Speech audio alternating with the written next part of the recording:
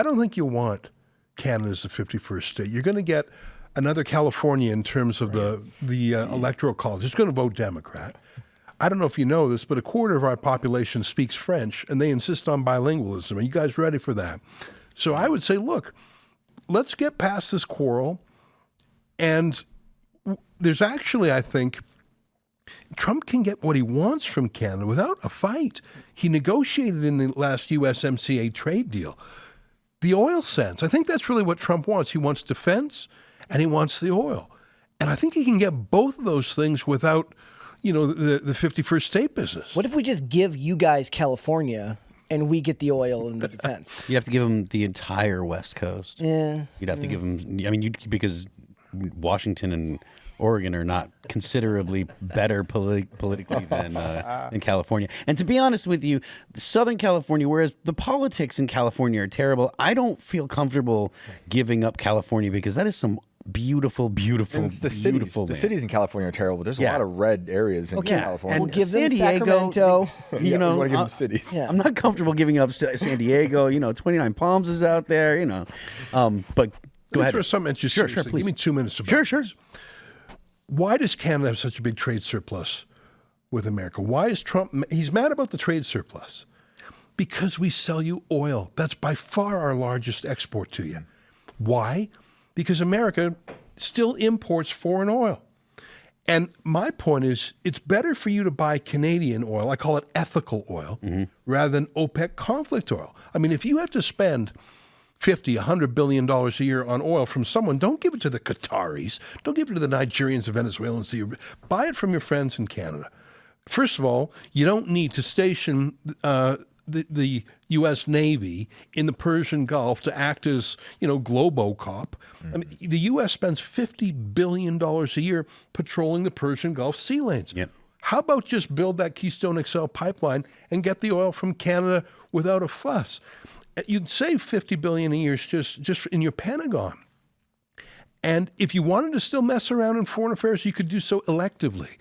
And all that dough, it could go to Canada, and then you could say, okay, Canada, we expect you to rejuvenate your military with this. I don't think Canada needs to fight with the states, and you put a tariff on that oil, it doesn't really make sense because you put tariffs on a factory. Okay, you get the factory to move to America. You put a tariff on Canada's oil sands. That's where all the oil is.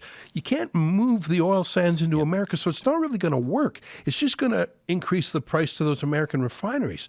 So I think you got to think of it like a real estate mogul. How would Donald Trump look at Canada with his America First real estate deal on? Like he's talking about Greenland in sort of the same way. But the real action is those Alberta oil sands. 170 billion barrels worth of oil. If you double the production of that and sell it to the States, you completely displace any other foreign oil imports to America.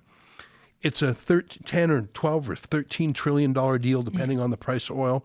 50 years, America doesn't have to buy any foreign oil from anyone else. Yeah. It's already free trade covered by the USMCA. I think that's the deal of the century. Bigger than Greenland. And there are a lot of people that are talking about the electrical output of China is going to, I think they're going to go up by I think it's going to triple or quadruple over the next 20 or so years. They're building a dam in China that's bigger than the Three Gorges dams, and the output of that, just this one dam, would be enough to power Germany. And in the future, in the next 20, 30 years, with AI being possibly the leader of global tech and stuff, that is extremely energy intensive. And in the United States, it's impossible to get any kind of significant generating station built.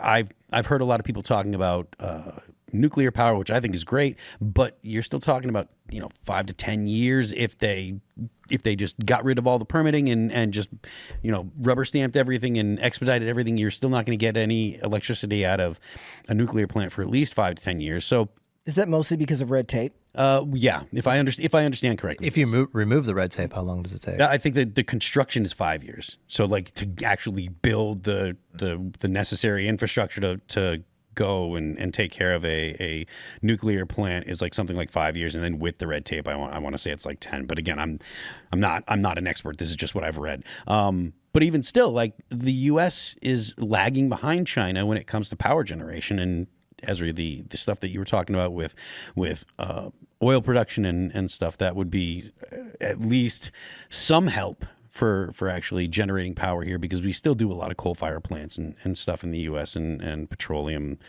products are what a lot of our infrastructure runs on. I mean, not most, but a lot of houses use just diesel fuel for heat, home heating oil. They call it home heating oil, but it's just diesel fuel with a dye in it. Thanks for checking out this clip from Timcast IRL. Make sure to watch the show live Monday through Friday at 8 p.m. Subscribe to this channel, and we will see you all there.